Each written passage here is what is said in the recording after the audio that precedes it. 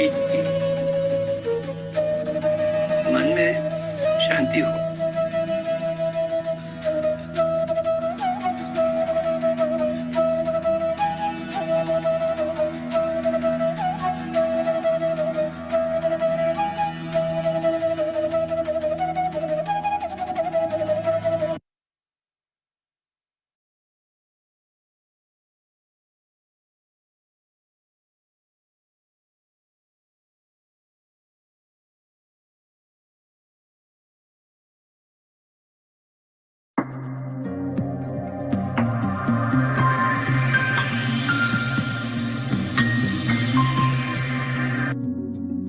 ध्यानाने काय काय होतं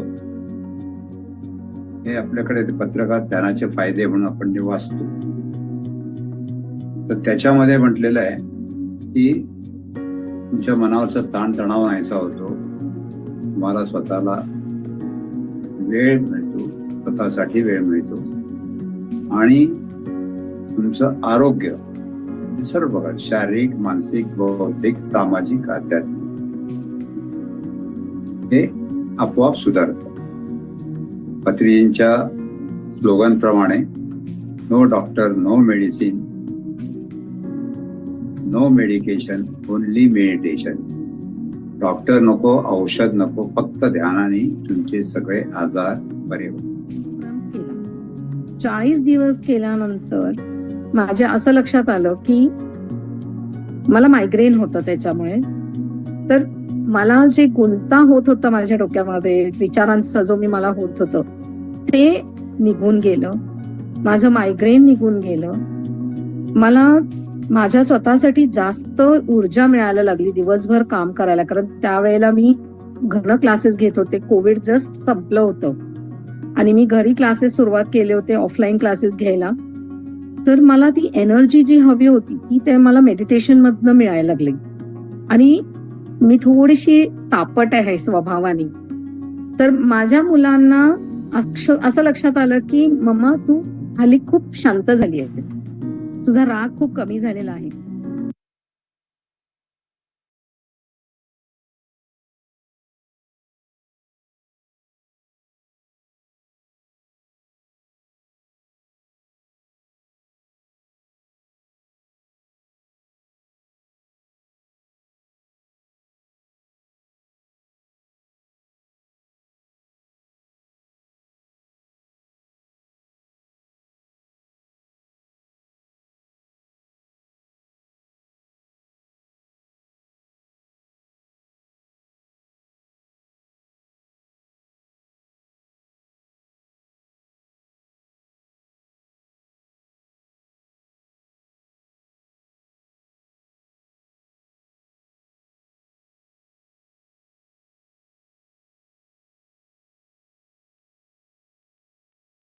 करायचं महेश सर.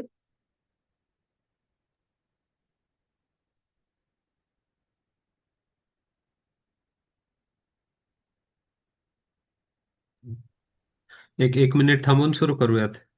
Okay okay.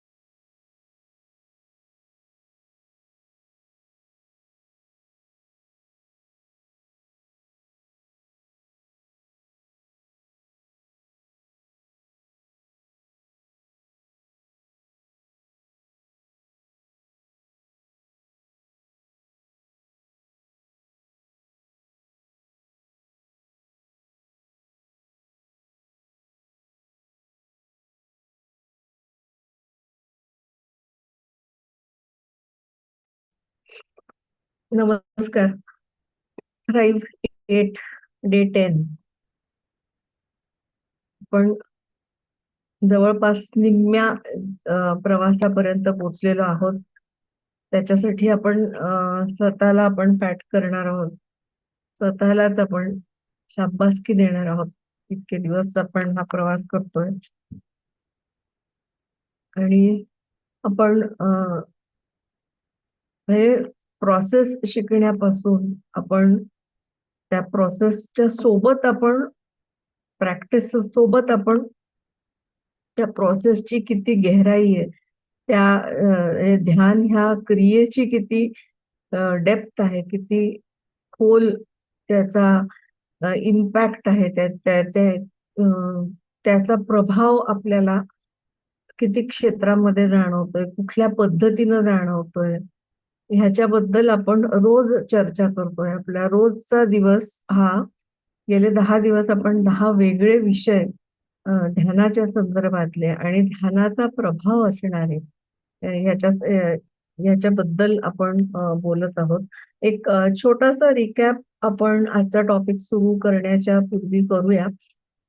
की आपण बरोबर मध्यावर आलेलो आहोत 21 दिवसाच्या आपल्या सत्रामध्ये. तर आपण जेव्हा ध्यान आपण ज्या प्रश्नानं सुरू केलं तो प्रश्न हा होता की ध्यान म्हणजे काय आणि ध्यान म्हणजे काय असावं आणि ध्यान म्हणजे काय नाही, ह्याच्याबद्दल आपण सुरुवातीला चर्चा केल्या.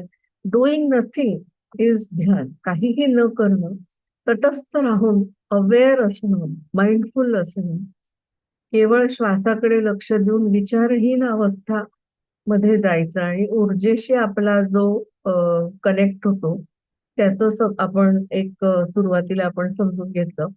त्याच्यानंतर आपण पुस्तकांच्या बद्दल माहिती घेतली. पुस्तकं आपल्या आयुष्यात किती महत्वाची आहेत याच्याबद्दल आपण माहिती घेतली. मग आपण मनाचे प्रकार पाहिले. सबकॉन्शियस माइंड पाहिलं, कॉन्शियस माइंड पाहिलं आणि अनकॉन्शियस माइंड पाहिलं. आणि मन ह्या 3 पातळ्यांवरती जे काम करतं, तर त्याच्यामधले सबकॉन्शियस माइंडचं प्रोग्रॅमिंग हे मेडिटेशन करतं, हे ध्यान करतं.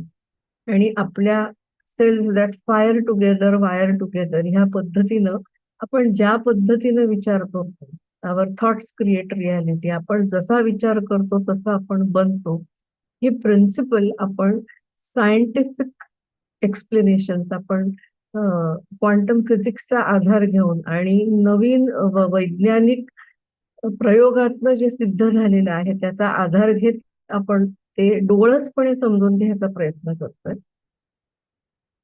त्याच्यानंतर आपण पुढे आपण हे पाहिलं की मेंदूवर परिणाम होतो. मेंदूमध्ये ज्या लहरी क्रिएट होतात त्या लहरी आपल्याला आपल्या क्रियाशीलतेच्या वेगळ्या वेगळ्या स्तरावरती आपल्याला भेटतात. तणावग्रस्त असताना आपल्या फ्रिक्वेन्सीजची लेवल हाय असते आणि आपण रिलॅक्स आणि मिरॅक्युलस पोझिशन मध्ये असताना हिलिंग होतं. आपण शांत शांत होत जातो. आपण जास्तीत जास्त क्रियाशील होत जातो. ही इन्व्हर्सली प्रोपोर्शनल गोष्ट आहे. आपण जितकं शांत होऊ तितकी आपली प्रोग्रेस होते, तितकी आपली कार्यक्षमता वाढते. तर हा एक आपण समजून घेतला. त्याच्यानंतर आपण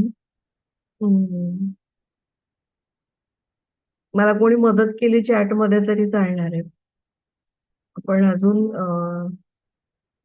आपण हार्ट एलिव्हेशन प्रोसेस ही पाहिली, बरोबर. तर जेव्हा आपण हार्ट एलिव्हेशन ही प्रोसेस पाहिली तेव्हा आपण हे केलं की heart means not only the heart of the body, हे शरीराचं हृदय केवळ हृदय नाही, पण आपण हार्ट जेव्हा म्हणतो आपण असं म्हणतो की गाभा, आपल्या असण्याचा गाभा, जो इमोशनल गाभा आहे त्याला हार्ट त्याला रिप्रेझेंट करतो. कुठल्याही गोष्टीचं आपण in the heart of the city किंवा in the heart of things आपण जेव्हा म्हणतो तेव्हा आपण ह्याचा मूळ nucleus that is our heart. Okay, तर आपल्या शरीराच्या पण सेंट्रल पार्ट मध्ये आहे. तर आपण हार्ट एलिव्हेशन प्रोसेस ही आपण आपल्या विचारांची विचार बदलले, आपले विचारांची पातळी जेव्हा आपण बदलतो तेव्हा आपला एनर्जी लेवल एलिव्हेट होते आणि ध्यान करणं सुलभ होतं, सोपं होतं. त्याच्यातनं आपण पटकन ध्यानामध्ये पोहोचू शकतो आणि त्या फ्रिक्वेन्सीज आपल्याला पॉझिटिव्हली मदत करतात. बरोबर.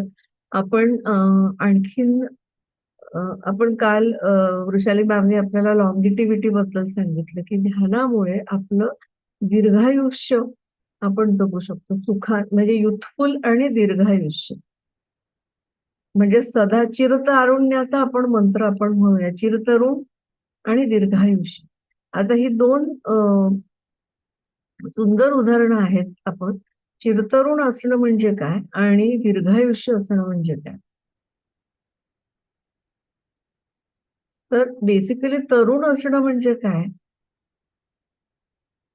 तरुण हा केवळ वय, आपल्याकडे ही एकच फुटपट्टी आहे की वयाने कमी म्हणजे तरुण, कम्पॅरेटिव्हली कमी म्हणजे तरुण.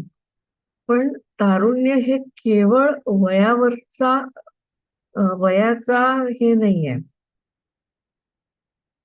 वयाचा परिपाक नाहीये. तरुण असणं म्हणजे कोणी म्हटलंय की तरुण असणं म्हणजे तत्पर असणं, तरुण असणं म्हणजे तेजस्वी असणं, तरुण असणं म्हणजे तपस्वी असणं. आणि आपण जेव्हा हा 21 दिवसाचा प्रवास ध्यानाचा करतो किंवा 40 दिवसांचा करतो किंवा रोज आपण ही ध्यानाची प्रॅक्टिस करत असतो, तेव्हा आपण ह्या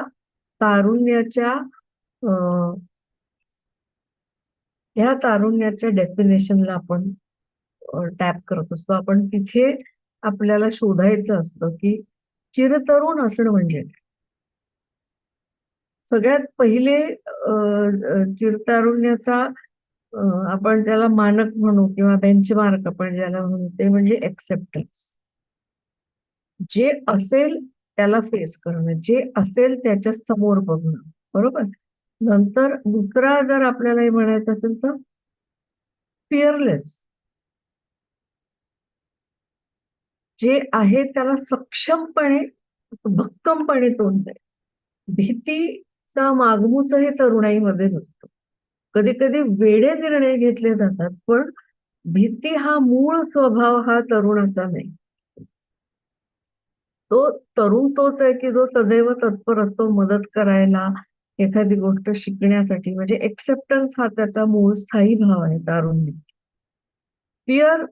फिअरलेस असणं,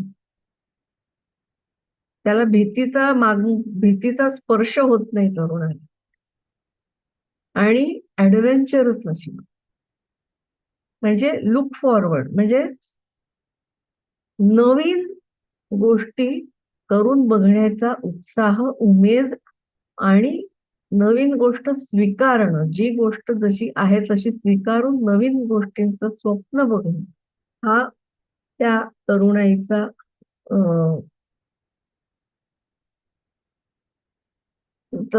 डेफिनेशन आहे किंवा तरुणाईची स्रोत आहे. तर ध्यानामध्ये आपण चिरतरुण राहतो म्हणजे काय, आपण त्या क्षणामध्ये जगत असतो. आपण इतकं माइंडफुल असतो की आपण त्या क्षणी जी जनरेट होत असते एनर्जी, त्या एनर्जीशी आपण कनेक्ट होत असतो. आणि त्याला आपण असं म्हणतो की आपण त्या एज ग्रुप डझंट मॅटर. त्याच्या हिशोबाने आपल्याला अनेक उदाहरणं दिसतात की अनेक जण त्यांचं आजकाल तर असं म्हणतंय की 40 इज न्यू 16, है ना. 40ावं वर्ष हे जेव्हा तुम्ही सेटल होता, तर 40ावं वर्ष सुरुवात करण्याचं, तुमची नवीन करिअर चेंजेस करतात. 50व्या वर्षी लोक नवीन व्यवसाय सुरू करतात. म्हणजे वय डझंट मॅटर, माइंडसेट मॅटर्स. आणि आपण तो जो माइंडसेट आहे, आपला जो विचाराची शक्ती आहे, ती विचाराची शक्ती आपल्याला केवळ आणि केवळ आपण ध्यान करून आपल्याला जी ऊर्जा मिळते, ध्यान करून आपल्याला जो निरक्षीर विवेक आपल्या मनामध्ये येतो, क्लॅरिटी येते आपल्याला, एक कॉमन सेन्स डेव्हलप होतो. पत्रीजी म्हणतात की कॉमन सेन्स असणं म्हणजे काय, की रिस्पेक्ट करणं त्या आणि कुठल्याही गोष्टीला रिस्पेक्टफुली बघणं. हा एक कॉमन सेन्सचा एक बेसिक आहे. हे सारासार विचार करण्याची पहिली पायरी आणि ही त्या मेडिटेशन मधून डेव्हलप होते. आपण लोकांना जसे आहे तसे स्वीकार करायला लागतो.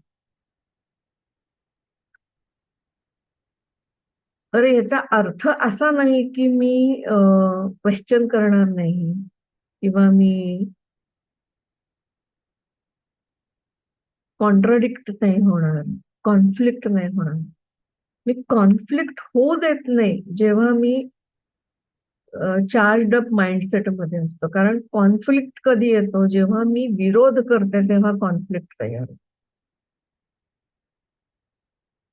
ज्या क्षणी माझ्याकडे विरोध नाहीये, मला कळतंय की एक विचारधारा आहे, दुसरी विचारधारा आहे, तिसरी विचारधारा आहे, ही माझी ही तुझी, बरोबर. ह्याच्यामधनं आपल्याला जो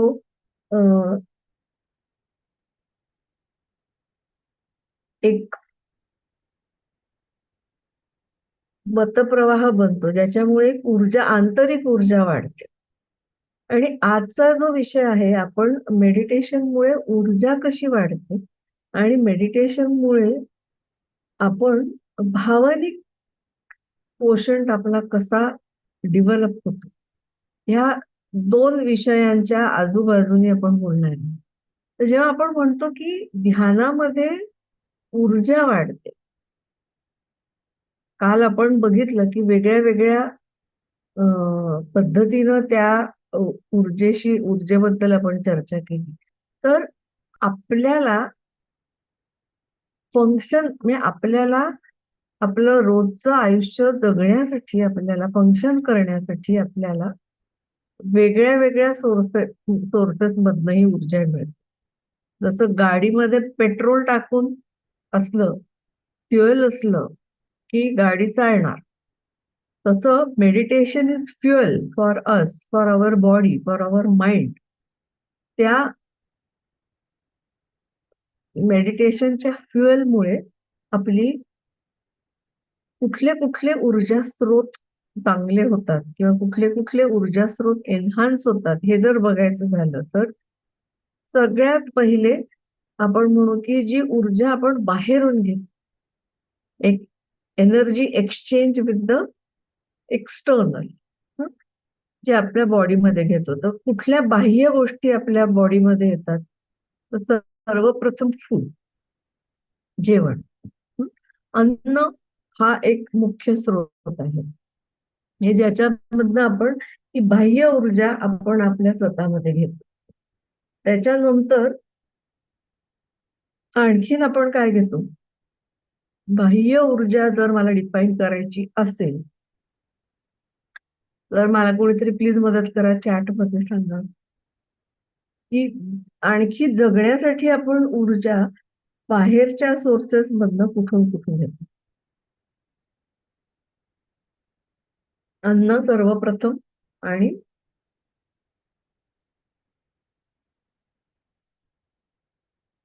आणि द सेकंड इज वॉटर, पाणी, बरोबर. आपण अन्न आणि पाणी ह्या दोन गोष्टी ह्या आपल्या जीवनासाठी आवश्यक आहेत, बरोबर.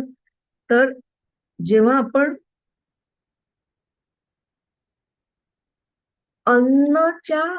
अन्न घेण्यावरती मेडिटेशनचा काय फरक पडतो. आपला एक मोटो आहे की eat while we eat, sleep while we sleep, drink while we drink. आपण जी गोष्ट करतो ती त्या क्षणी त्याच्यामध्ये संपूर्ण हे करा.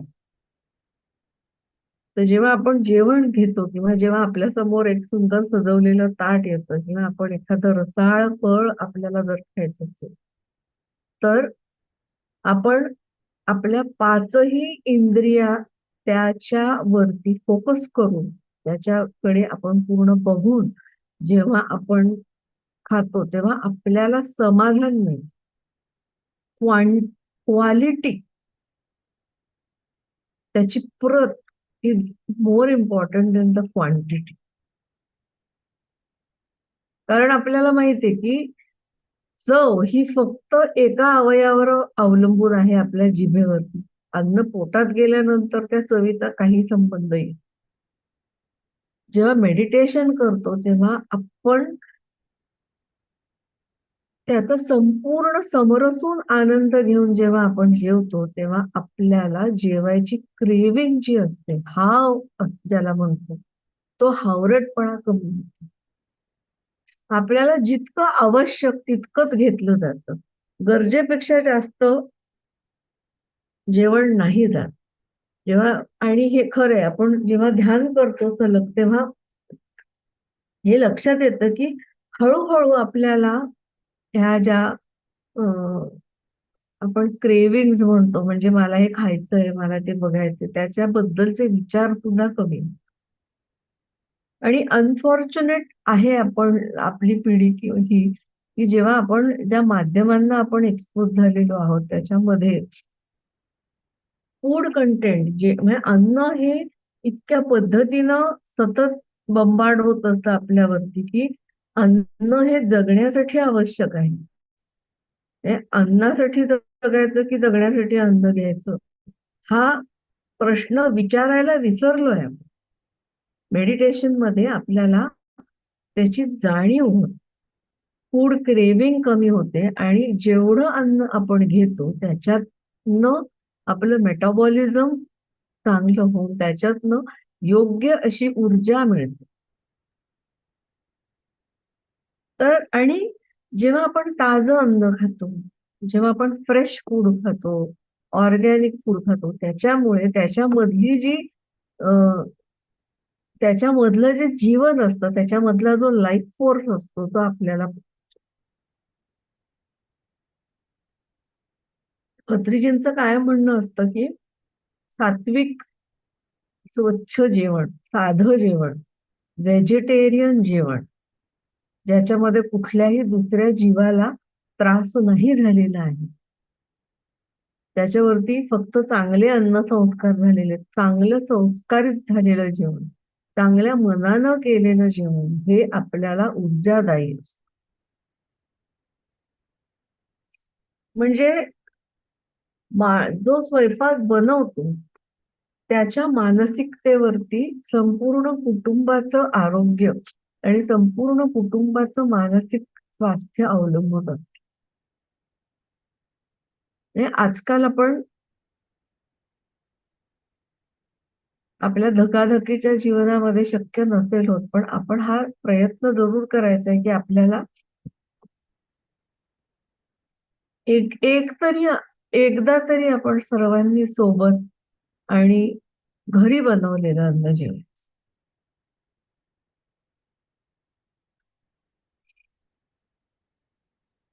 जेव्हा आपण ध्यानाच्या उच्च स्तरामध्ये जातो तेव्हा काय होतं, भूक कमी होते आणि जेवढं अन्न तेवढं पुरेसं होतं, डायजेस्टिव्ह सिस्टीम स्लो होते आणि त्याची माणसाची काम करण्याची एफिशियन्सी वाढते. जेव्हा आपण ओव्हर इट करतो तेव्हा आपल्या शरीरामध्ये जे एक्सेस फूड असतं ते डायजेस्ट करण्यातच सगळी एनर्जी जाते आणि मग बाकीची क्रियाशीलता अफेक्ट होते. So food, correct food is first our energy source. त्याच्यानंतर अप्रोप्रिएट पाणी, आपल्याला जेवढं हवं तेवढं पाणी पिणे. पाणी म्हणजे जीवन.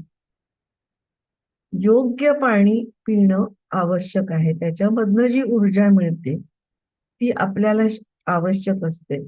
आपण अनेकदा म्हणतो की जेव्हा तुम्ही ध्यान करायला बसला असाल तर तुम्ही वेल हायड्रेटेड असाल. पाणी पिऊन ध्यानाला बसा शक्यतो, थोडं तरी पाणी. तहानलेल्या अवस्थेत नाही बसायचं. काय होतं, कधी कधी क्रॅम्प्स येतात. त्याच्यानंतर दुसऱ्या प्रकारची ऊर्जा जी जनरेट होते ध्यानामुळे ती आंतरिक ऊर्जा असते. की आपण बाह्य स्रोतातून आलेली, म्हणजे अन्न पाणी त्याच्यामधून आलेली, आपल्या सराउंडिंग मधून आलेली, आणि दुसरी जी आहे जी आपण जनरेट करतो. आता आंतरिक ऊर्जा जनरेट व्हायच्या सोर्सेस काय आहेत? तर सगळ्यात पहिले म्हणजे योग्य भाषण. आपण काय बोलतो ह्याच्यावरून आपल्या आतमध्ये जनरेट होणारी ऊर्जा ठरत असते. मी सतत जर नकारात्मक विचार करून मी नकारात्मकच ह्याच्यात बोलत असेल, जसं आपण म्हणतो ना की एखादा व्यक्ती आहे ना, त्याला केवळ आणि केवळ त्या कुठल्याही सिच्युएशन मधली अडचण दिसत असते. चांगलं होईल हे त्याच्या मनात जरी असलं तरी तो बोलत असतो निगेटिव्ह.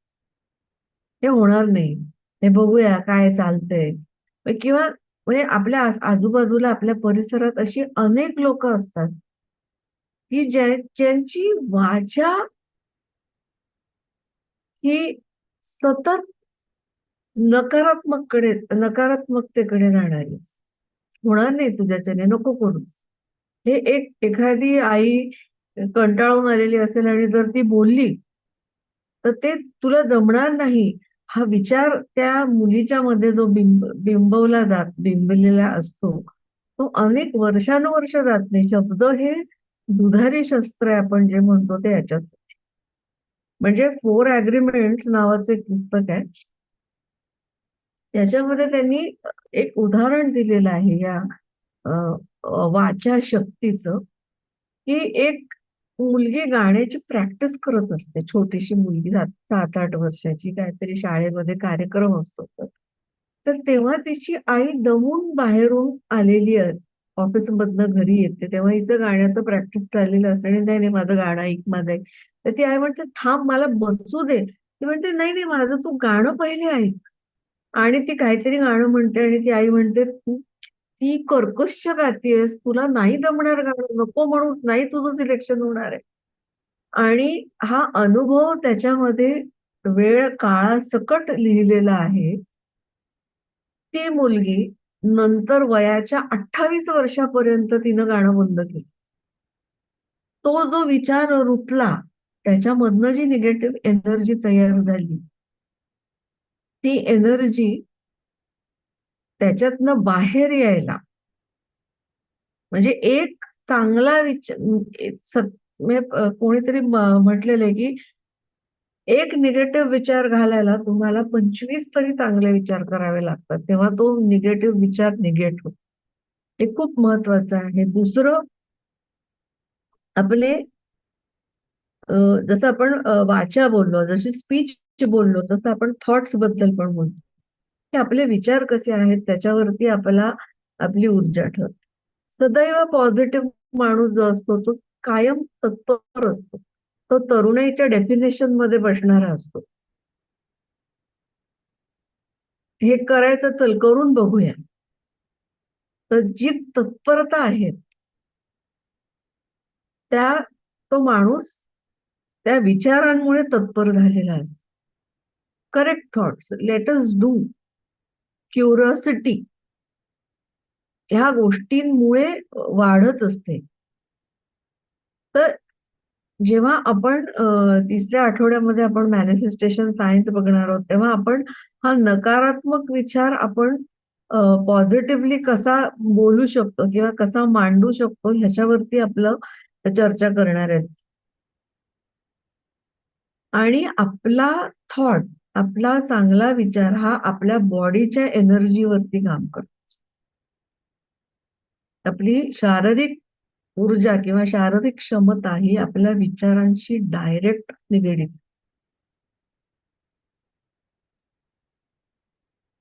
बॉडी पोश्चर, आपण कसं बसतो ह्याच्यावरून सुद्धा आपला विचार कसा आहे त्या क्षणी मनामध्ये चाललेला ह्याची जाणीव होते. आणि काय म्हणतो ना आपण की निगेटिव्ह माणसांपासून 10 हात लांब राहा. आपली एनर्जी, आपली ऊर्जा प्रिझर्व करायची, आपली ऊर्जा आपल्याला साठवायची आहे. आपली जेव्हा आपण एखाद्या नकारात्मक व्यक्तीच्या सहवासात असतो तेव्हा ती आपली ऊर्जा खेचत असते. आपल्याला कळत नाही, पण आपल्यावरती तो निगेटिव्ह विचार आपल्या ऊर्जेतनं तो तो त्याच्यावरती खूप मोठं ऍक्शन घेत असतो. तर काही लोकांपासून दूर राहायचं आहे आपल्याला, त्याच्यात मध्ये ही निगेटिव्ह विचार करणारी मंडळी सगळ्यात पहिले येतात. निगेटिव्ह इमोशन्स, जसा खूप राग, अतिरेकी राग, डिस्ट्रस्ट, विश्वास नसणे, ह्या भावनांपासून आपण स्वतःला वाचवलं पाहिजे. ह्या भावना सुद्धा एक वेगळ्या पद्धतीच्या ऊर्जा जनरेट करतात.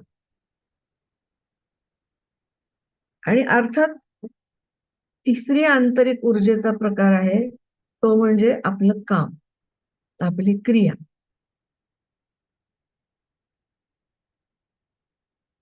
आपलं इंटेन्शन हे सदैव चांगलं हवं. आपण कितीही लहान किंवा कितीही मोठं काम करू दे, बट इंटेन्शन, गुड इंटेन्शन, मला प्रगती करायची आहे कोणाच्या तरी डोक्यावर पाय देऊन नाही. स्वतःचा पाथ आपण जेव्हा चालतो कामाच्या हिशोबाने, तेव्हा आपली आंतरिक ऊर्जेची वाढ होत असते. आणि ध्यान आपल्याला ही क्लॅरिटी देतो. हे ध्यान हे आपल्याला आपल्या ह्या पद्धतीचं काम करायला ऊर्जा देते. कारण आपल्या भावना आपण ताब्यात ठेवलेल्या असतात. आपले निगेटिव्ह विचार आपल्याला मनात येऊ देत नाही आणि आपली कार्यक्षमता वाढते, आपली इच्छाशक्ती वाढते. आणि ध्यानामुळे आपल्यामध्ये जे धैर्य तयार होतं, जे मी मगाशी म्हटलं की तारुण्याला भीती नसते, तो धैर्यवान असतो. मेडिटेशन हे जी हिंमत देते आपल्याला, जी धैर्य देते, ट्रुथफुलनेस आपल्याला सगळ्यात मोठी ताकद असते. त्याच्यामुळे आपल्याला आपला जो एक रुटीन आहे, आपण ते रुटीन ब्रेक करून नवीन रुटीन करण्याची आपण उमेद दाखवतो, आपण क्षमता दाखवतो. म्हणजे वर्षानुवर्ष मी एक जॉब केला, तो जॉब मला त्या जॉबनी सिक्युरिटी दिली आणि मी तो जॉब मरेपर्यंत मी करणार. पण माझ्या क्षमता मला खूप जास्त काहीतरी करायची आहे. मला ह्याच्यासोबत अनेक गोष्टी करता येतात, कारण माझं मन हे एकापेक्षा जास्त प्रगती, एकापेक्षा जास्त पद्धतीनं काम करतं.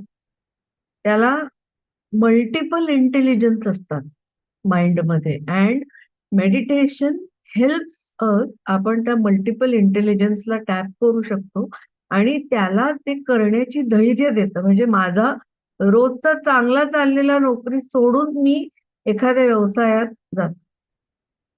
अनेक कलाकार आपण आजूबाजूला बघतो की एक नोकरी सोडून ते कलेच्या विश्वात जातात किंवा आणखीन दुसरीकडे जातात. नाही, मला आता मी गणित शिकत होतो पण मला म्युझिक शिकायचंय, किंवा मी म्युझिक शिकत होतो पण मला फिलॉसॉफीमध्ये काम करायचंय. तर हे जे ट्रान्सलेशन होतं, ह्याला आपला ध्यानामुळे आपल्याला ती करेज येतं, ते धैर्य आपल्याला येतं.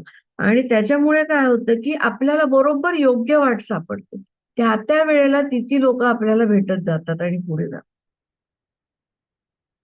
आणि सगळ्यात तिसरा प्रकार आंतरिक ऊर्जेचा, जो सगळ्यात महत्वाचा आहे, जो आपण ध्यानामध्ये करत असतो, कॉन्शियसली ब्रीद करणं. आपण जो आपला श्वास आहे त्या श्वासावरती लक्ष ठेवून. त्याच्यामुळे प्राणायाम हा खूप लोकांना फायदेशीर होतो, ज्याच्यामध्ये श्वास रेग्युलेट केला जातो. आणि ध्यानामध्ये आपण त्या सहज श्वासावरती जेव्हा लक्ष केंद्रित करतो, तेव्हा आपला तो एक मोठा ऊर्जेचा स्रोत होतो.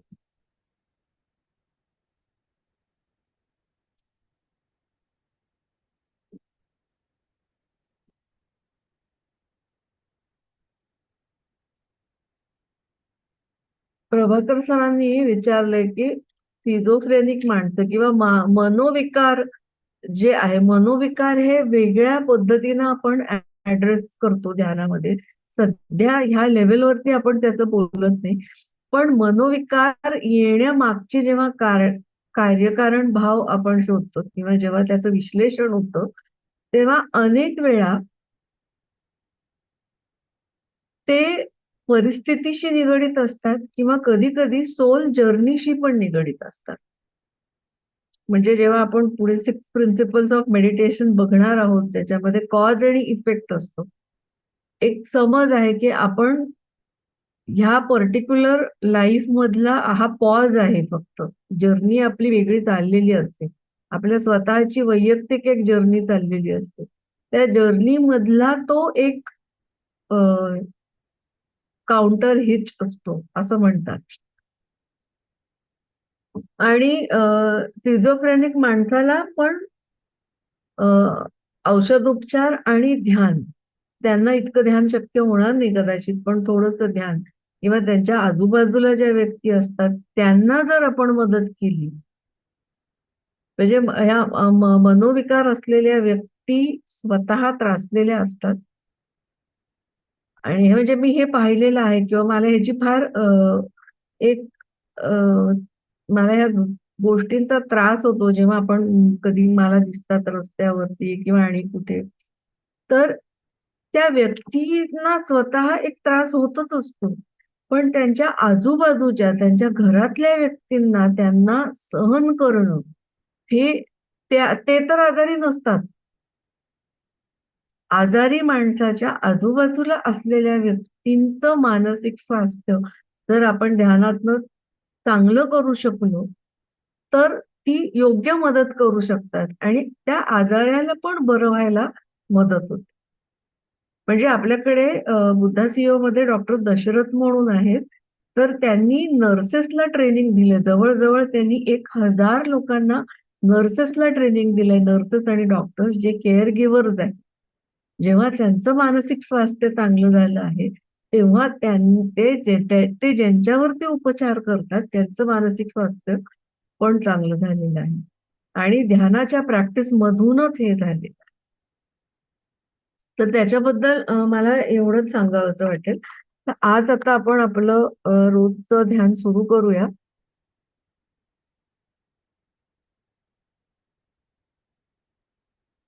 आपण आपल्या हृदयावरती हात ठेवायचा, डोळे बंद करायचे, रिलॅक्स बसायचंय आपल्याला.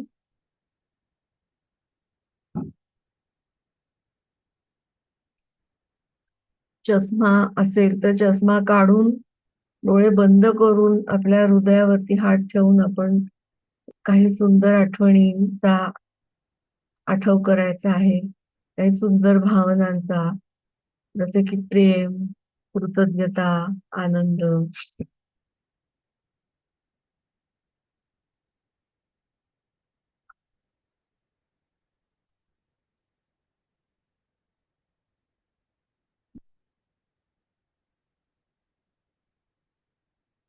आणि त्या आठवणींचा आपल्याला आनंद घ्यायचा आहे. त्या आठवणी पुनरुज्जीवित करून तेव्हा आलेली मजा, तेव्हा आलेला आनंद, तेव्हा झालेला अनुभव ह्याच्याबद्दल आपण आपल्याला पुनःप्रत्यय घ्यायचा आहे त्याचा.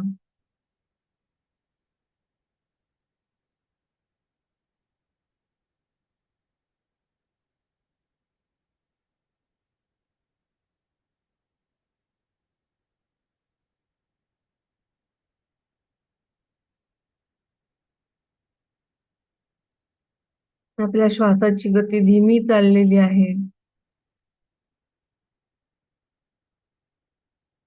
हळूहळू तसा सहज हसरा खेळकर श्वास आपल्याला घ्यायचा आहे.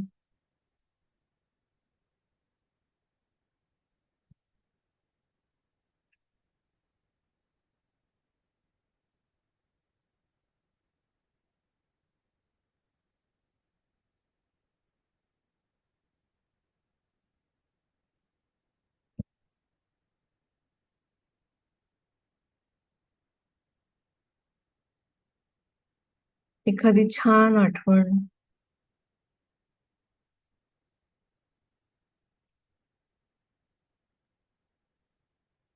मित्रांच्या सोबत केलेला जल्लोष,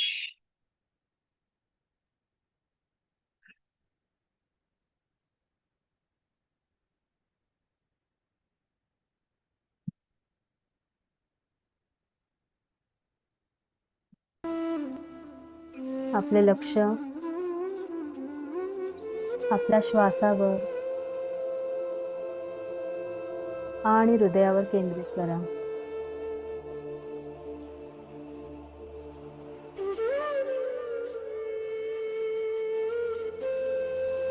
एक दीर्घ श्वास घ्या.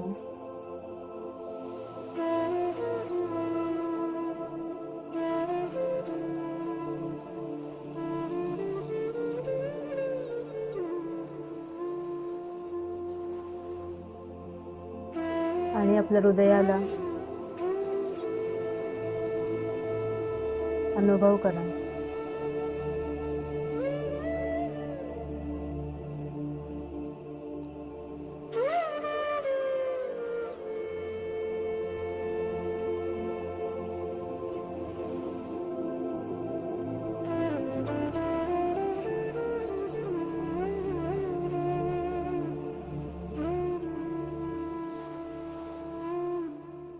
आपल्या मनामध्ये, हृदयामध्ये अशा प्रेमळ आठवणींचा, ज्यामध्ये प्रेम, कृतज्ञता, आनंद,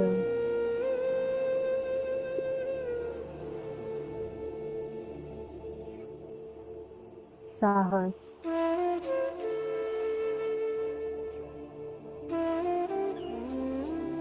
असलेल्या अशा आठवणीचा अनुभव करा.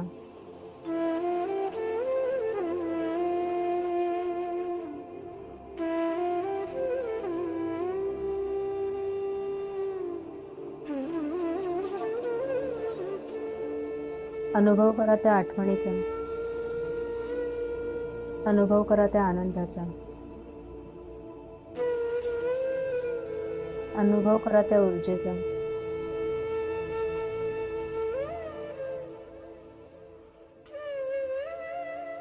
आणि ही ऊर्जा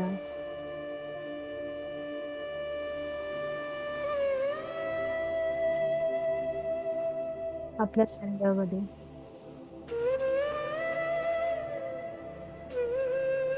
सर्व ठिकाणी पसरवून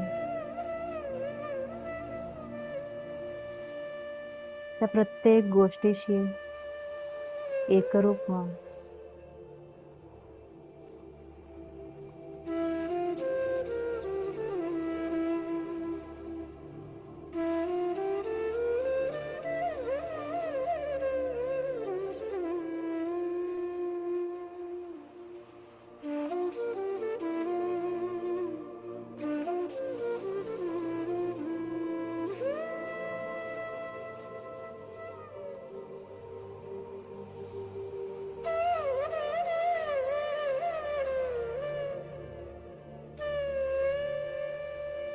आपले हृदय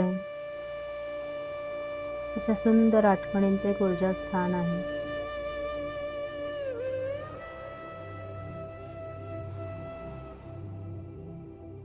जिथे प्रेम, करुणा, आनंद अशा अनेक आठवणी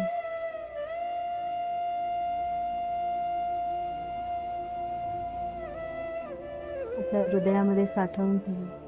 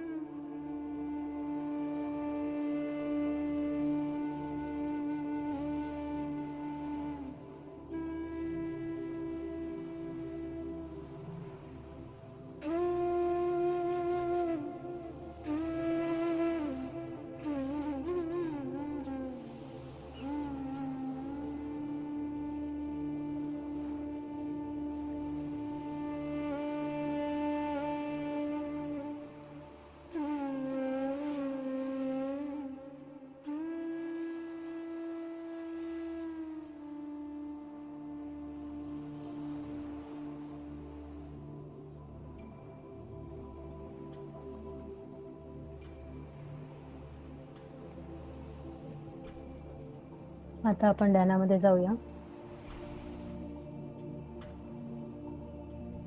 आपण आनापानासाठी ध्यान करत आहोत. आपले हात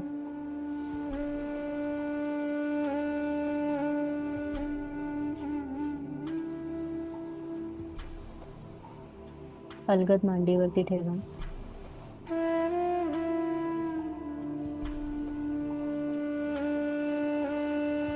हाताचे बोट एकमेकांमध्ये गुंफलेले असू दे आणि डोळे बंद करून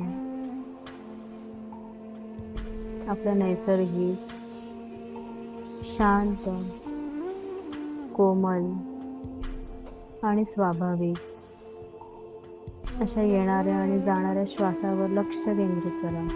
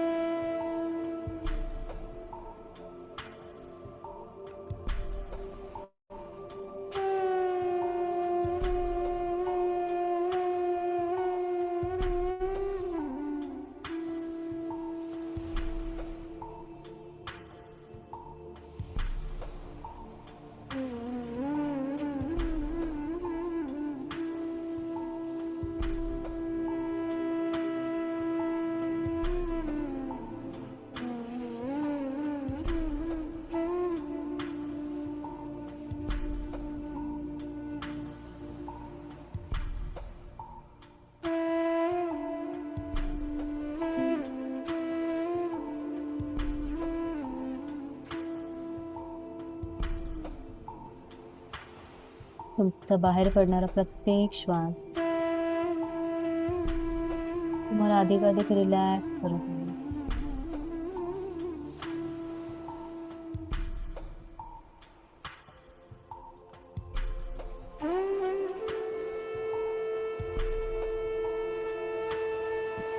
प्रत्येक श्वास, प्रत्येक अवयव आणि प्रत्येक स्नायू संपूर्णपणे रिलॅक्स म्हणजे शिथिल झाला आहे.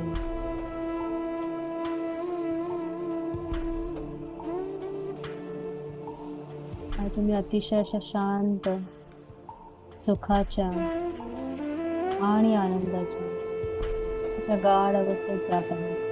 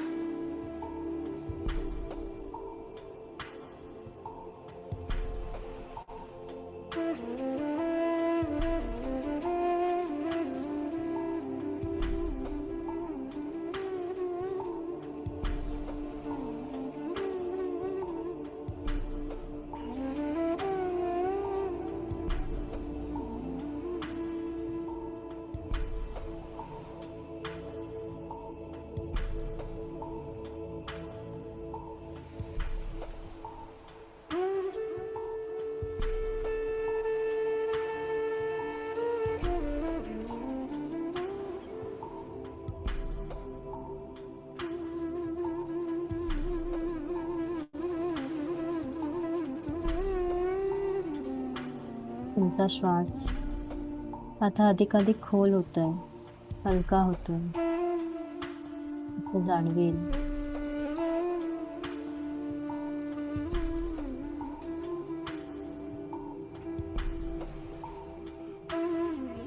आपल्याला माहीत असलेल्या सर्व गोष्टी, भूतकाळ, वर्तमान आणि भविष्यकाळातील माणसे, ठिकाणे आणि गोष्टी आपल्या जागरूकतेमधून, आपल्या विचार क्षेत्रातून काढून टाका आणि फक्त येणाऱ्या आणि जाणाऱ्या श्वासासोबतच राहा.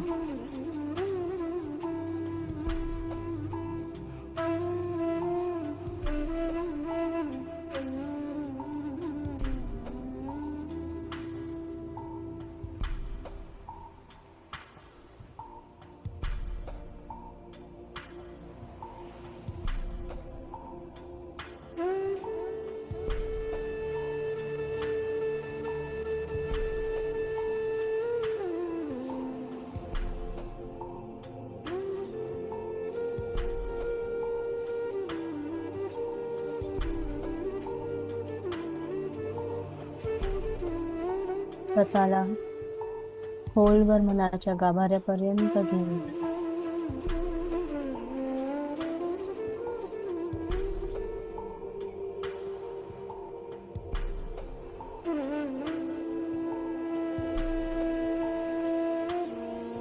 आपल्या श्वासासोबतच राहा.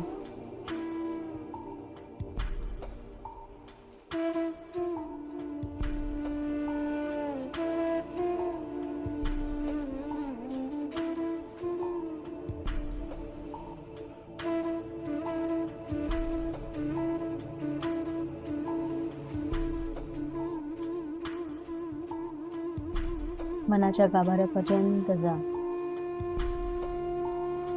शून्य स्थितीत राहा.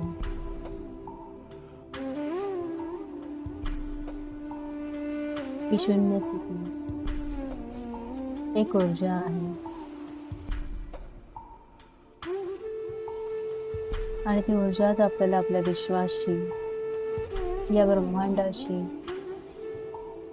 एकरूप करते.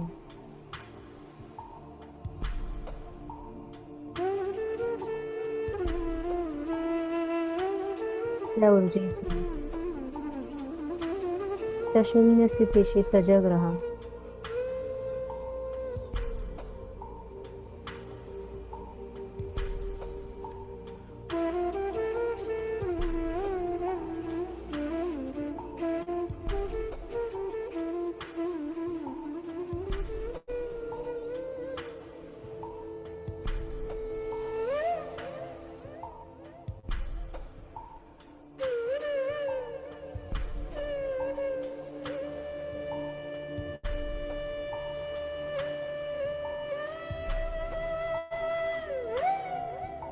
या ब्रह्मांडात अनंत संभावनांची ऊर्जा आहे.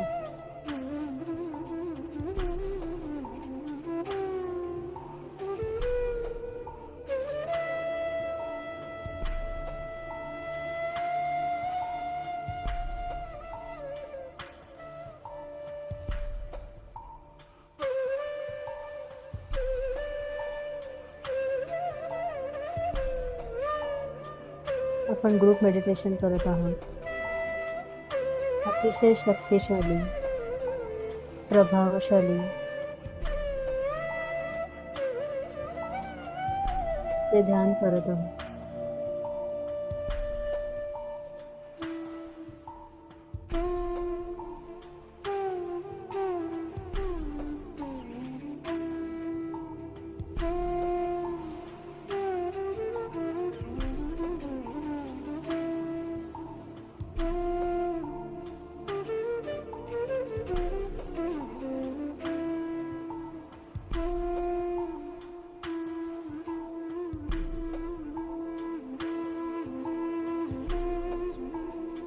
या ब्रह्मांडात सर्व गोष्टी, माणसे, ठिकाणे,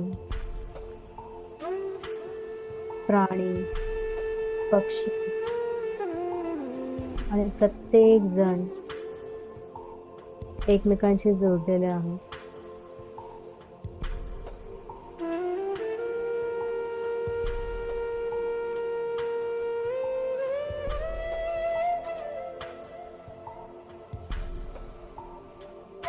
तुमचे विचार हेच तुमच्या जीवनाचा मार्ग आहे.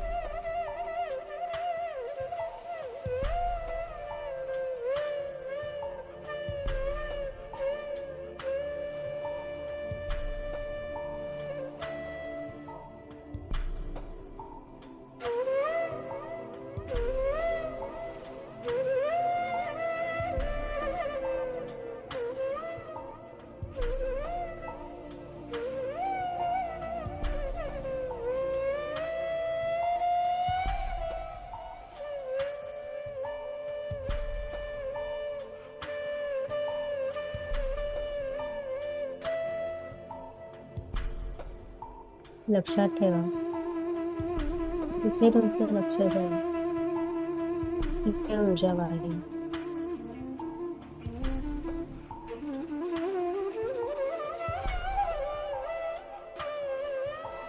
या क्षणात कोणाचंही अस्तित्व नाही. फक्त आणि फक्त आपला श्वासच आपल्या सोबत आहे.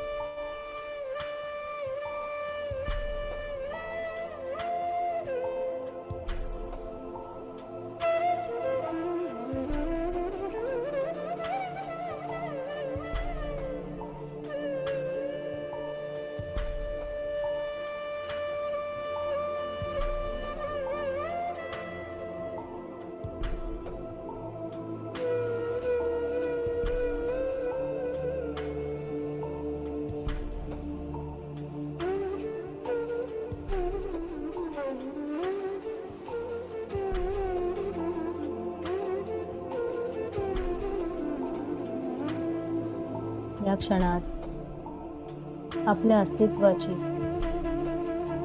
आपल्या व्यक्तित्वाची आणि आपल्या सजग मनाला,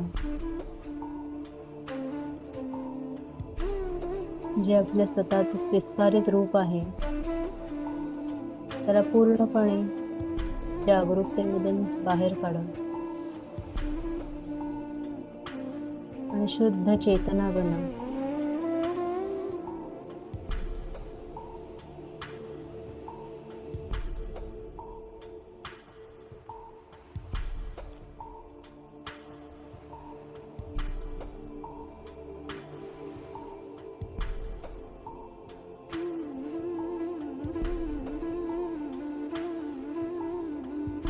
अनुभव करा की तुमचं पूर्ण शरीर वर्तमानाच्या या क्षणात अगदी निर्मग्न होत आहे.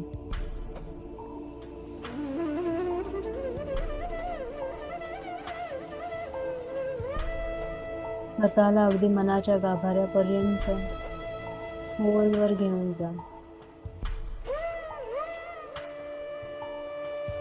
अनुभव करा तशी मुक्ती.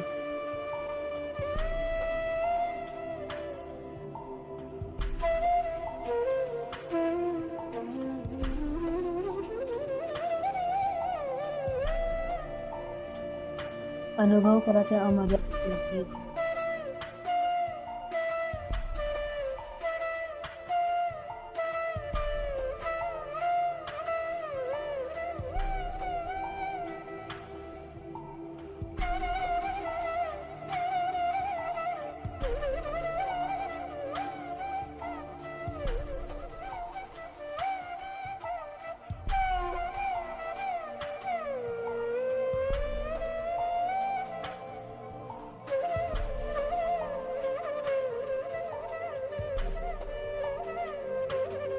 आपल्या या ऊर्जेला स्थूलतेपासून सूक्ष्मापर्यंत घेऊन जा. अणूंपासून तरंगापर्यंत घेऊन जा आणि शुद्ध चेतना बनवा.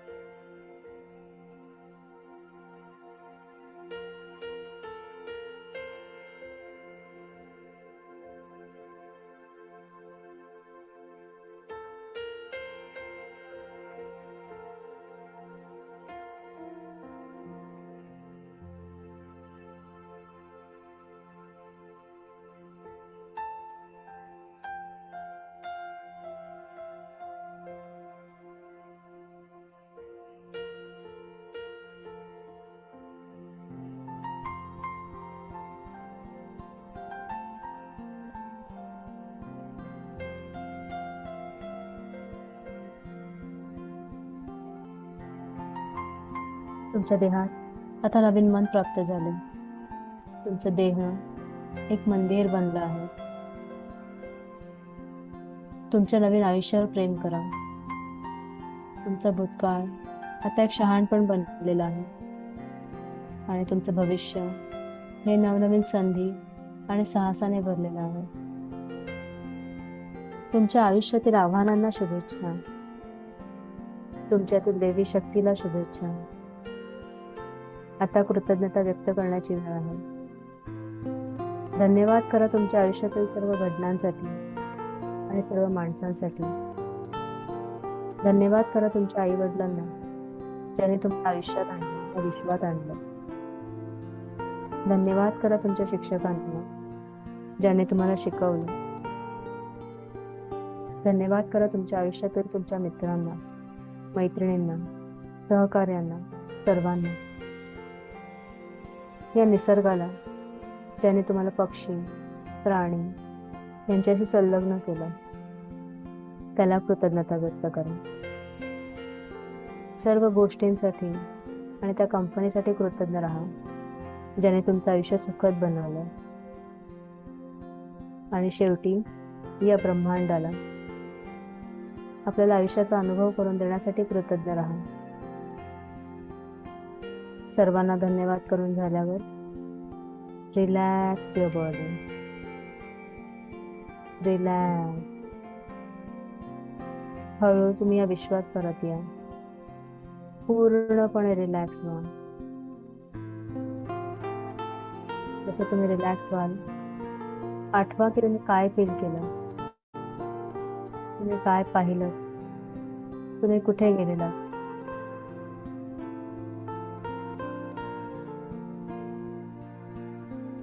आपल्या हृदयात या विस्ताराचा अनुभव करा.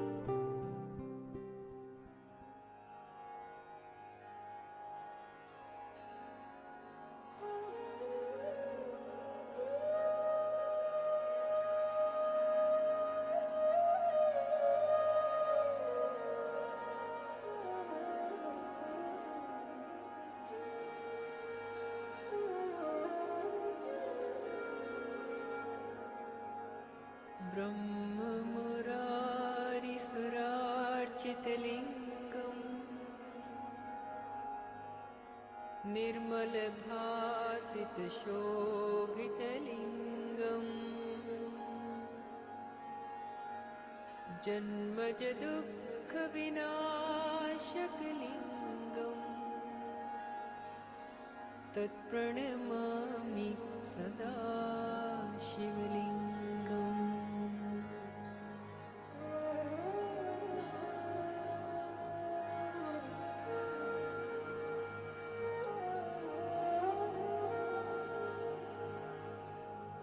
देवमुनि प्रवरार्चितलिङ्गम् कामदहन करुणाकरलिङ्गम् रावणदर्पविनाशनलिङ्गम् तत्प्रणमामि सदा शिवलिङ्गम्. सर्वसुगन्धिसुलेपितलिङ्गम् बुद्धिविवर्धनकारणलिङ्गम् सिद्धसुरासुरवन्दितलिङ्गम् तत्प्रणमामि सदा शिवलिङ्गम्.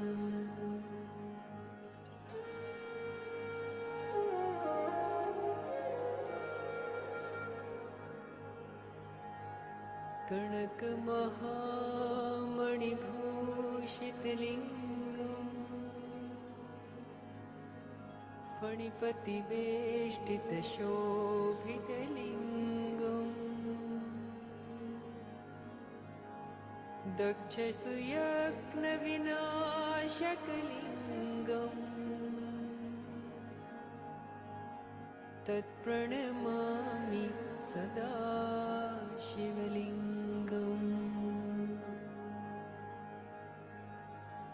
कुङ्कुमचन्दनलेपितलिङ्गम् पङ्कजहार सुशोभितलिङ्गम्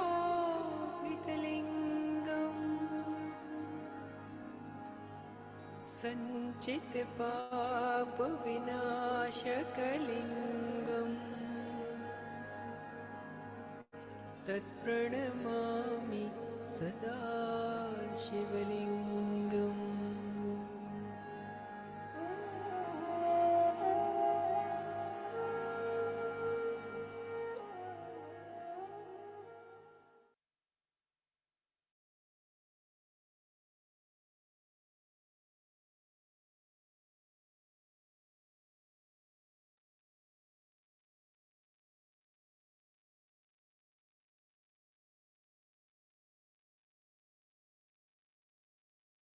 हळूहळू आपल्या हातांचे तळवे एकमेकांवरती रब करा.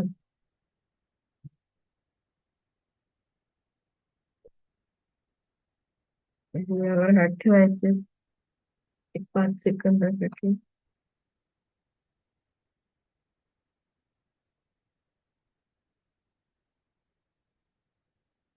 कसा होता आजचा ध्यानाचा अनुभव? कोणाला शेअर करायला आवडेल किंवा ऊर्जेसंदर्भात काही सांगायला आवडेल? चेंज काही आपल्यामध्ये झालेला?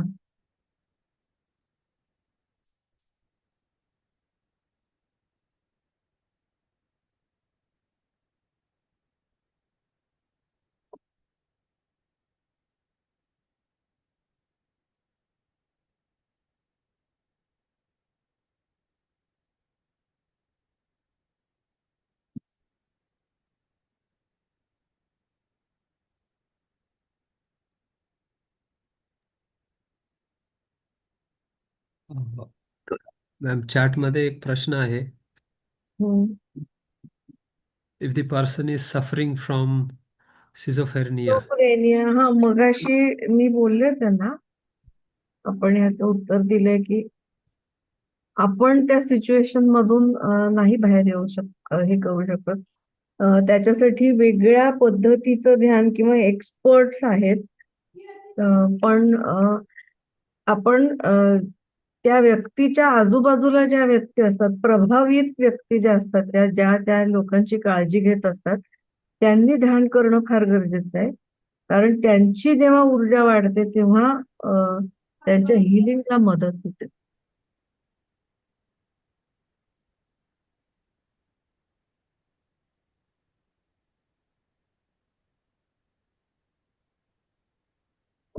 तर आपण एक आपला शेवटचा जो भाग आहे त्या ऊर्जेसंदर्भात आपण जो बोलतोय त्याच्याबद्दल आपण एक अगदी थोडक्यात त्याच्याकडे बघूया.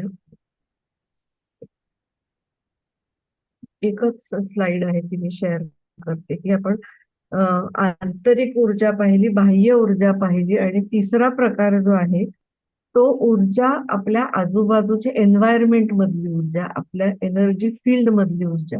आपण त्याच्यामधून सुद्धा आपण जनरेटेड ऊर्जा घेत असतो. कारण आपण जेव्हा म्हणतो की आपण 99.99% आपण एनर्जी आहोत आणि ओन्ली 0.001% मॅटर आहोत. सो आपण जेव्हा मेडिटेशन करतो तेव्हा आपल्यामध्ये ह्या आजूबाजूच्या परिसरातली आपण या सगळ्या एनर्जीमध्ये आपण स्वतःला त्या त्या एनर्जीमध्ये आपण डुंबत असतो. जेव्हा आपण ध्यानामध्ये जातो तेव्हा आपण त्याच्याशी एकरूप पावतो आणि आपण ह्या कॉस्मिक एनर्जी मधून, आपण ह्या वैश्विक शक्तीमधून आपल्या आपल्या सोबत वैश्विक शक्ती जोडली जाते आणि आपली आंतरिक ऊर्जा वाढते.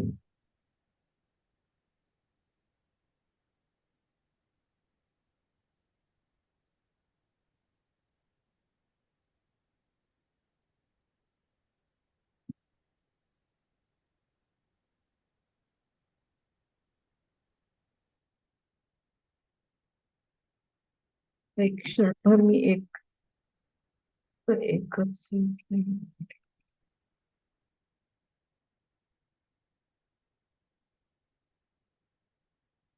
आपल्यापैकी कोणाला असा ऊर्जेचा अनुभव आलाय का आज किंवा याच्यापूर्वी?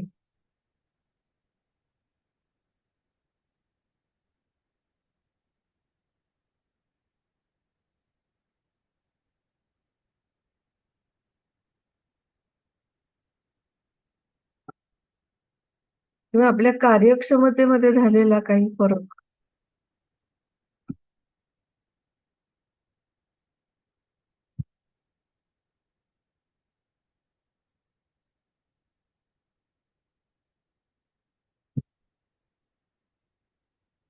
मी पण चॅटमध्ये उत्तर दिलं तरी चालेल.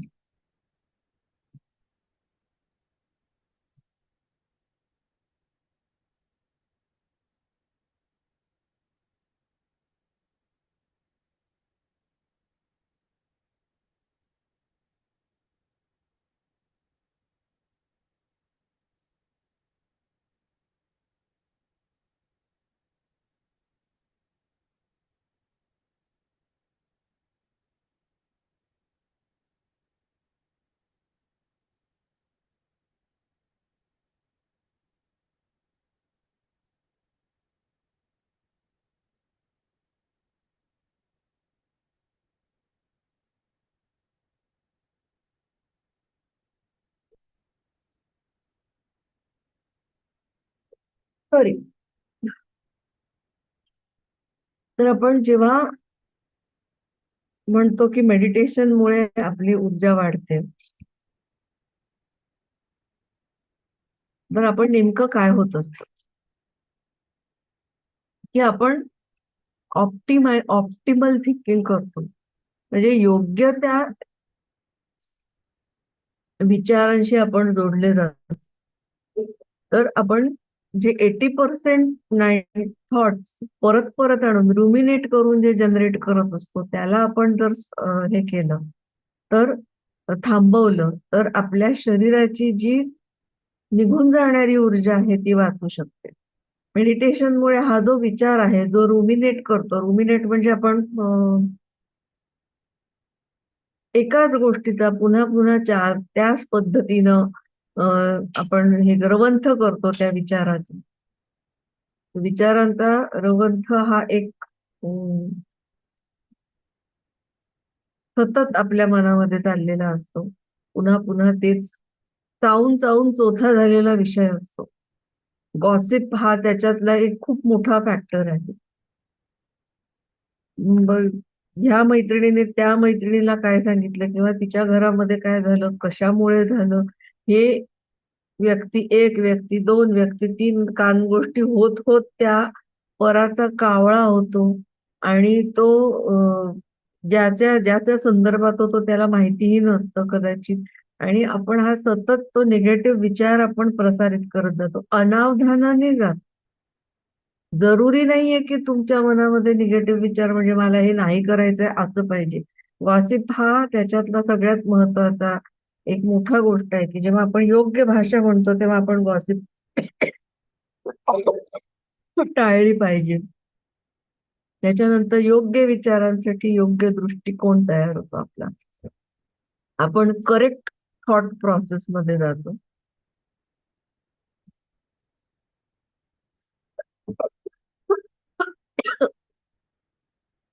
तर ऑप्टिमाइज थिंकिंग म्हणजे योग्य विचार, योग्य दृष्टिकोन, योग्य थिंकिंग, पॉझिटिव्ह थॉट्स आणि ऑप्टिमाइज केलेलं भाषण म्हणजे आपण जे बोलतो जेव्हा आवश्यक असेल तेव्हा बोला, थोडक्यात सोप्या शब्दात बोला, आपण आपल्या विचारांशी जुळवून घ्या. म्हणजे कधी कधी काय होतं की आपली अपेक्षा आणि आपण आहोत त्याच्यामध्ये एक दरी असते. अपेक्षा करायला हरकत नाहीये, पण त्या अपेक्षांचं ओझं जेव्हा आपण करतो आणि आपल्याला मग आपण त्या दरीकडे, त्या गॅपकडे, आपल्याला त्या गॅप ब्रिज करायचा आहे, आपल्याला तिथे एक पूल बांधायचा आहे आपल्याला वरती राहायला. आपण तो पूल न बांधता आपण सतत त्या दरीचा विचार करतो आणि मग ती दरी जशी विचारांमधली आणि अपेक्षांमधली आपली वाढत जाते तेव्हा आपण अनावश्यक ताण जनरेट करतो आणि आपली अनावश्यक ऊर्जा त्याच्यामध्ये खर्च करतो. तर आपण एक्सेप्ट जर केलं, there is a gap and I have to work for that, म्हणजे इथे एक काहीतरी गोष्ट आहे ज्याच्यामध्ये मला त्याच्यामध्ये काम करायचं आहे हे एक्सेप्ट मी जेव्हा करते तेव्हा मी ऍक्शनच्या ह्याला जाते, डुईंग मोडमध्ये जाते आणि त्याच्यामुळे माझी एनर्जी वाढते आणि मेडिटेशन मला ती एनर्जी देते. योग्य भाषण हे केवळ म्हणजे पॉझिटिव्ह आपण जे बोलतो ते सकारात्मक असावं, खरं असावं, उपयुक्त पाहिजे, त्याचा उपयोग करता येईल असा आणि सगळ्यात महत्वाचं आपण कसं बोलतो, आपला वेळ, स्वर आणि हेतू ह्या तीनही गोष्टी अत्यंत गरजेच्या आहेत ह्या सगळ्या ह्याच्यामध्ये. मी मुलांच्या सोबत काम करते, विद्यार्थ्यांच्या सोबत काम करते तेव्हा असे अनुभव येत असतात.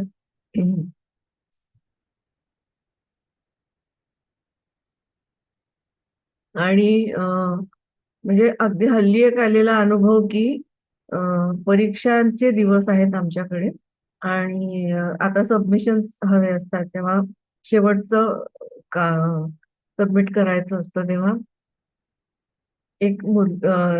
एक स्टुडंट वडिलांना घेऊन आले आमच्याकडे आणि की मला माझ्या टीचरांनी सांगितलं की तुला जमणार नाही हे. आणि म्हणजे इतका राग होता आणि नशिबानं ते पालक एवढे समजूतदार होते तेव्हा मला म्हणाले आम्ही हिला सांगतोय की तुला पहिल्या अटेम्प्ट मध्ये नाही जमणार तर तुला दुसरा अटेम्प्ट लागेल, इट इज ओके. आणि अंडरस्टँड की तुझं स्किल तिथं डेव्हलप झालेलं नाहीये म्हणून तुला जमलेलं नाही. तर अशा आपण आपले थॉट आणि आपली अपेक्षा जेव्हा जुळवून घेत नाही तेव्हा तरुणांमध्ये विशेषतः हा खूपच कॉन्फ्लिक्ट जनरेट होणारा गोष्ट आहे. तर स्वर, हेतू आणि आवाजाची पातळी ह्या सुद्धा उपयुक्त गोष्टी आहेत. प्रभाकर सर म्हणतात की आपण योग्य एक्सरसाइज करायला पाहिजे की practices are not required, you can guide मी.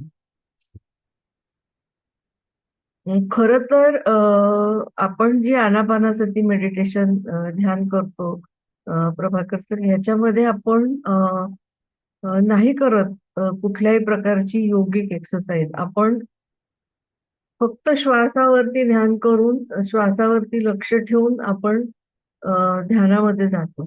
आता जेव्हा ह्या पद्धतीची सवय होते आपल्याला की केवळ श्वास आणि श्वासावरती लक्ष आणि विचारहीन होणं आपण, तेव्हा आपण हळूहळू त्या स्टेजमध्ये जात असतो.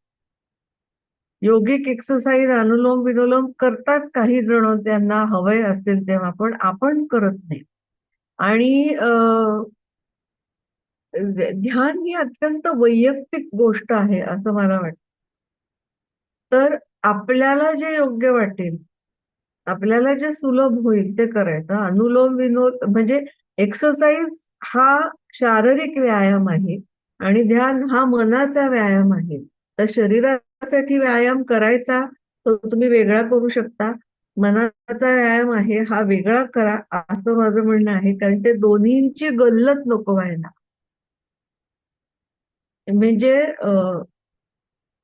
चंद्रा सर सांगतात की जर तुम्ही योग्य पद्धतीनं ध्यान करत असाल आणि तुमचे उद्देश जर ठरलेले असतील तर तुमचं शरीर आपोआप रिऑर्गनाइज होतं त्या सगळ्या तुमच्या करेक्टनेससाठी. तेव्हा तुम्हाला असं वेगळ्या ह्याची गरज नाही, कारण तुमचं खाणं ऑप्टिमम होतं, तुमची झोप ऑप्टिमम होते, तुमचं कार्यक्षमता वाढते आणि तुमचं एकंदरीत जेव्हा तुमची जीवनशैली योग्य होते त्या ध्यानामुळे, तेव्हा तुम्हाला एक्सरसाइजसाठी वेगळा वेळ काढायची गरज नसते. हे माझं इंटरप्रिटेशन आहे. हे अनेक जणांनी असा हा प्रश्न विचारलेला आहे. पण आनापानासाठी, ध्यानासाठी ह्या सगळ्या प्रॅक्टिसची गरज नाहीये, कारण आपण असं म्हणतो की हे ध्यान आपण कुठेही कधीही करू शकतो आणि म्हणून ते सोपं आहे. आपल्याला अगदी गर्दीच्या ठिकाणी आपण एकटे डोळे बंद करून हातात हात बोटं गुंफली की आपण श्वासावरती लक्ष ठेवलं की आपण ध्यानात जाऊ शकतो. तर त्याची जी सुलभता आहे ती इम्पॉर्टंट आहे आणि तो हॅक आहे, तो असं स्विच होतो की ज्या क्षणी ही पोस्चर आला, ध्यान श्वासाकडे लक्ष गेलं की माझी फ्रिक्वेन्सी बदलून जाते. आणि तो एक जो क्विक फॅक्टर आहे स्विच व्हायचा, तो ह्या आपल्या आनापानसती ध्यानाची खासियत आहे. असं मला वाटतं. आणखी कोणाला काय म्हणायचंय?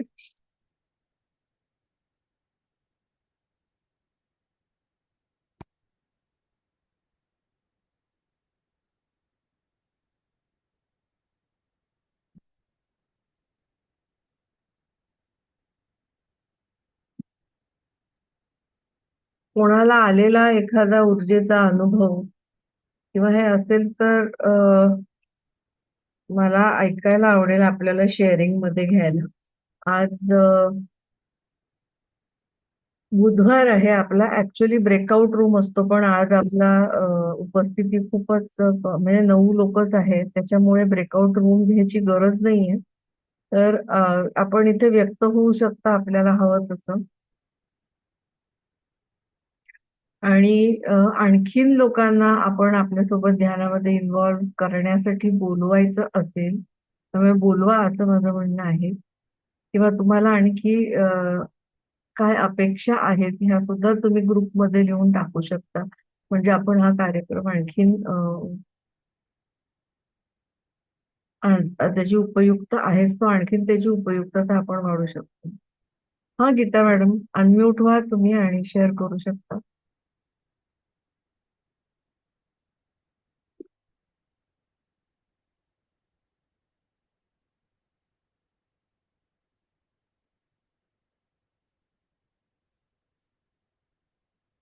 अनम्यूटचं बटन दाबा तुम्ही, तुम्हाला मी अनम्यूट करा म्हणते.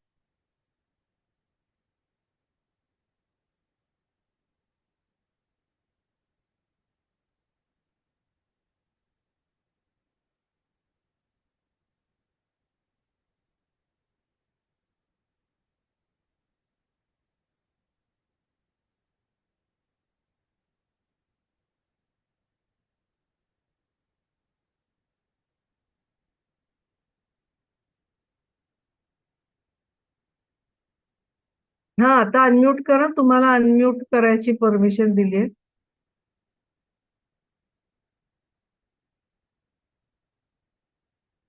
महेश सर, दिली आहे का आपण परमिशन? एक मिनिट, तुमचा आवाज येत नाहीये गीता हो मॅम. हो हो.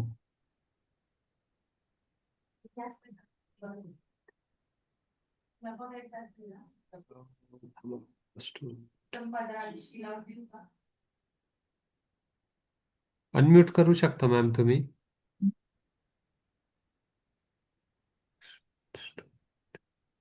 हा, सॉरी.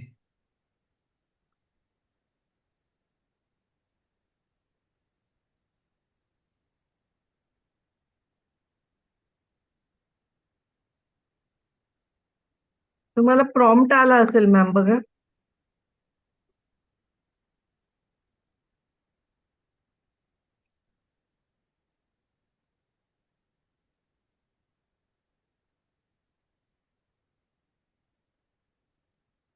महेश सर, तुमच्या एंड वरून करता येत असेल तर बघा unmute. हो, मी त्यांना आस्क टू अनम्यूटचं ऑप्शन दिलं आहे. ते अनम्यूट करू शकतील स्क्रीनवर स्वतः. आलंय का मॅम, बघा एकदा. त्याला क्लिक करा तुम्ही. थांबा. अं,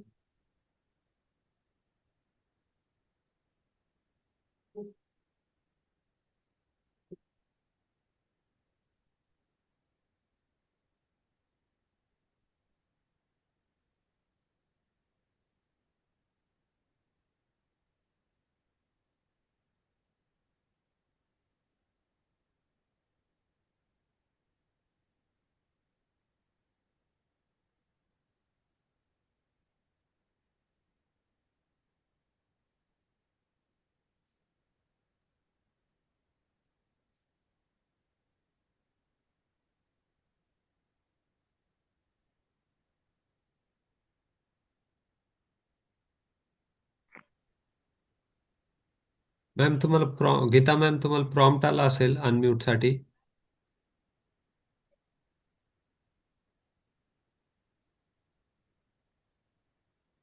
ठीक आहे, तोपर्यंत आणखी दुसरं कुणाला शेअर करायचं आहे?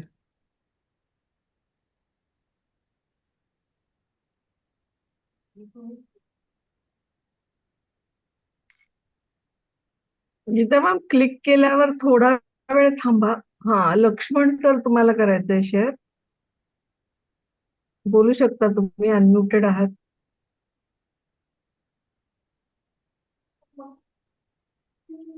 लक्ष्मण सर अनम्यूट आहेत. हो.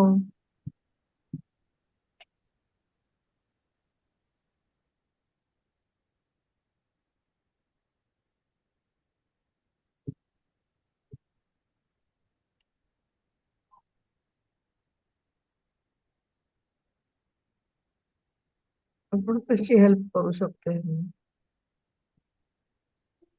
आपण सेटिंग मधून दिलेलं आहे, पार्टिसिपंट्स अनम्यूट करू शकतात. अनम्यूट ऑल ऑप्शन देऊन बघायचं का? हो, मी ते दिलं आहे. गीता मॅम, बघा आता.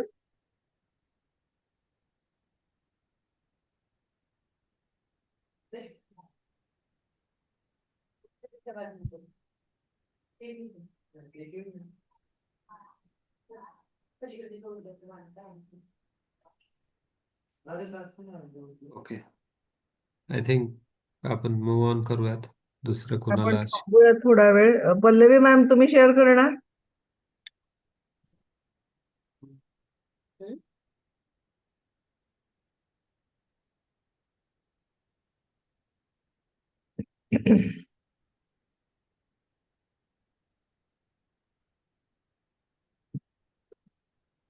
मला प्रभाकर सरांचं पण शेअरिंग ऐकायला आवडेल. करणार सर? प्रभाकर सर?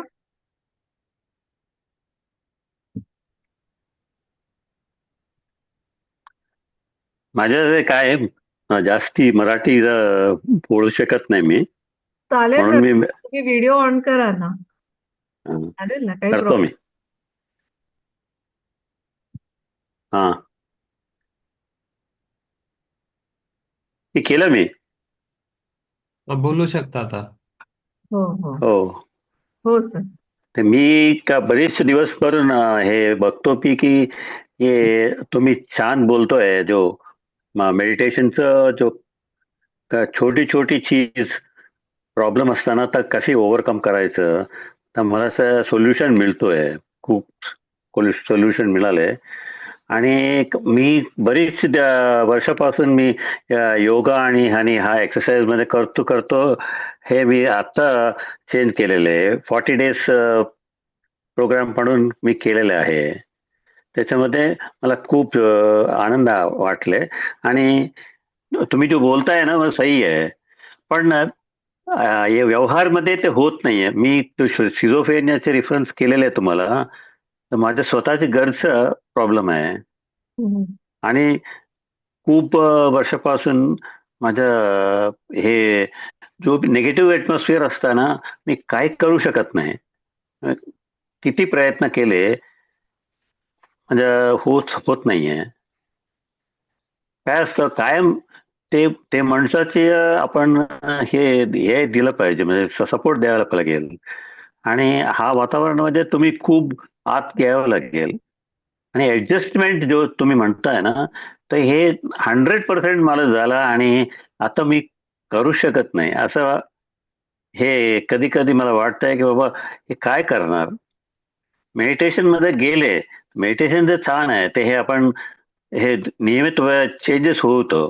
पण ते ऍटमॉस्फिअर मध्ये आपण काय कंट्रीब्यूट करू शकेल त्याचं म्हणजे आम्ही डॉक्टरला विचारले मेडिटेशन करू शकतं का, ते म्हणतात नको. आणि योगामध्ये करतो हे, पण ज्यापर्यंत हे मेडिटेशन मध्ये जात नाहीये ते निगेटिव्ह ऍटमॉस्फिअर कमी होत नाही घरचं. अशा परिस्थितीमध्ये काय करू आपण. हा माणसाचा आपण डाऊट क्लिअर करू शकत नाही. आणि म्हणजे दिवसमध्ये जास्ती वेळ निगेटिव्ह बोलतोय. जो आपण रिसिव्ह करतो निगेटिव्ह आहे.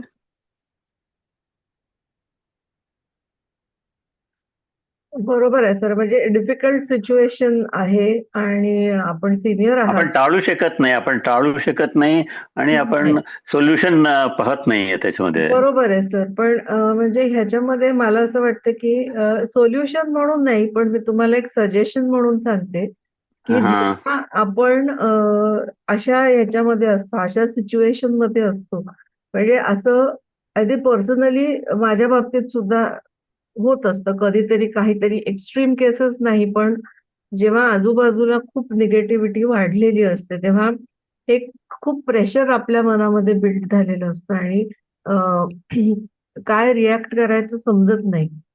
आणि हतबल झाल्यासारखं वाटतं. पण जेव्हापासून मी मेडिटेशन करायला लागले, तेव्हापासून अ, अगदी सांगते, की ज्या क्षणी लक्षात येते, की दॅट इज देअर प्रॉब्लेम. तो त्यांचा प्रश्न आहे, माझा नाहीये. मी जरी त्या व्यक्तीच्या शेजारी बसलेली आहे, जसं म्हणतो हम्म. आपण, की ती निगेटिव्ह ऊर्जा मला घ्यायची नाहीये, याची मी बाउंडरी ज्या क्षणी घालून जाईल. तर असू देत ना, होऊ देत. आता आपण तुम्ही वैयक्तिक बोलत असाल, पण आपण आता आज सपोज आजूबाजूला आपली राजकीय परिस्थिती बघितली किंवा जनरल सिनारिओ बघितला, सोशल सिनारिओ, तर ह्याच्यामध्ये सुद्धा अनेक गोष्टी निगेटिव्ह होतात, की ज्याच्यावरती आपला कंट्रोल नाहीये. बट नाही माय तसं नाही मॅडम. इज माय माझं म्हणणं काय रिस्पॉन्स.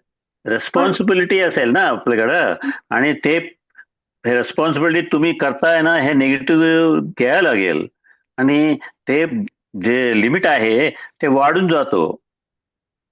आपला मनस्थिती आहे ना, जो मेडिटेशन मध्ये छान असतो, तर पण आपण हा दिवसाच्या मध्ये आपण जो हे इम्प्लिमेंट करताय ना, ते बरीच हे होत आहे. काय असतं माहितीये का, त्या जो शिवप्रज्ञाचे माणूस आहे त्यांचे डाऊट जास्त असतं आणि जो बघताय ना ते नॉर्मल बघत नाहीये. त्याची वाट बघायचं आणि बोलण्याचं तर सगळं निगेटिव्ह होत आहे आणि आपण त्याच्यामध्ये 200% त्यांना कन्व्हिन्स करून आपण वापस नॉर्मल स्थितीमध्ये यायचं बरीच एनर्जी जातो. आणि आपण त्यांच्याकडे रेस्पॉन्सिबिलिटीचं काय असतं माहिती आहे का, त्यांना एज्युकेट करावं लागेल.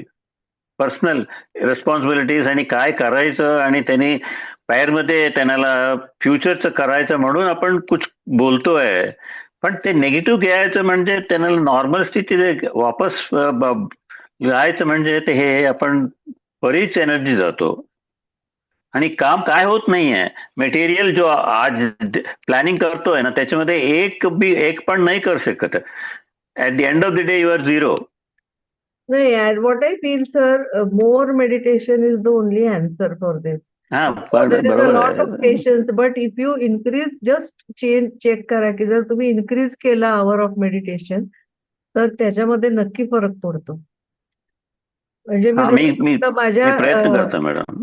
कारण माझा एक त्या US काउंटरपार्ट मॅडम होत्या, एक मास्टर होत्या, आपल्या 40 डे प्रोग्राम मध्ये आल्या होत्या. माझ्या ग्रुपमध्ये होत्या त्या. तर त्यांचे सिमिलर लाईन्स वरती इश्यूज होते, तेव्हा त्यांना जे सोल्युशन मिळालं ते मी तुम्हाला सांगते, की it is only through meditation we will get. And first and foremost, आता आपण काय होतं, what I feel is when there is a negativity, जेव्हा आपल्या आजूबाजूला काहीतरी नकारात्मक आहे, ते नकारात्मकच आहे, ठीक आहे. फक्त ते त्यांचं आहे, माझं नाहीये.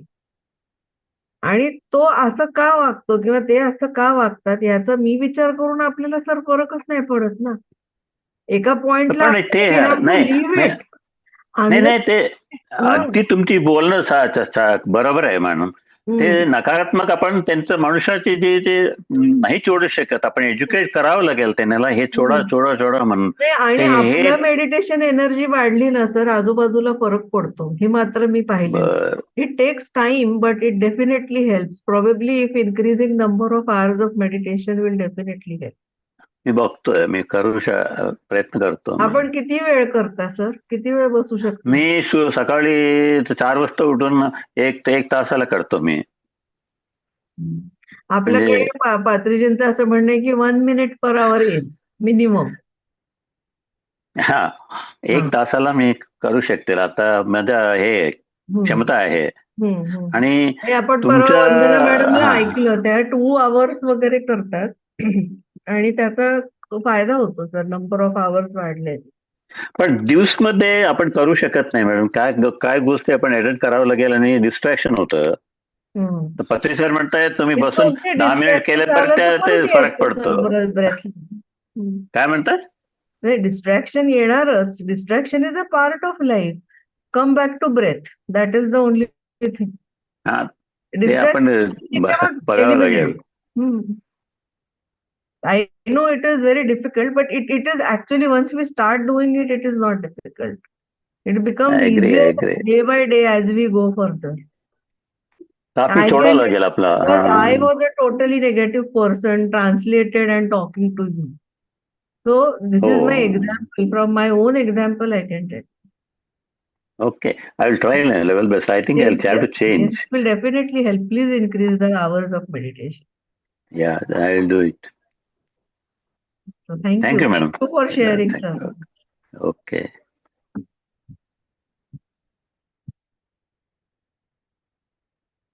अच्छा, ठीक. थांबूया महेश सर.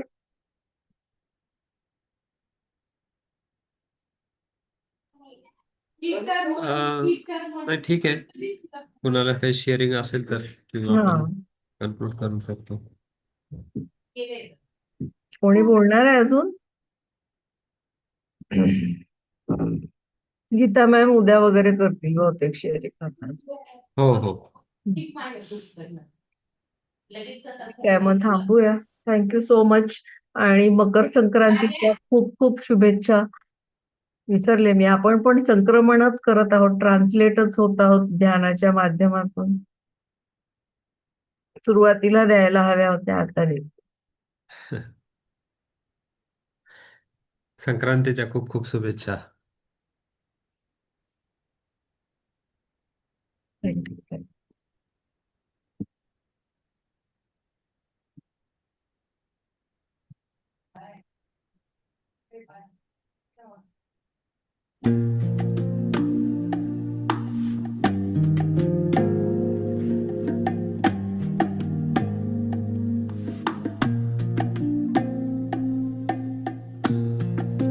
आणखीन लोकांना बोलवायला हवं.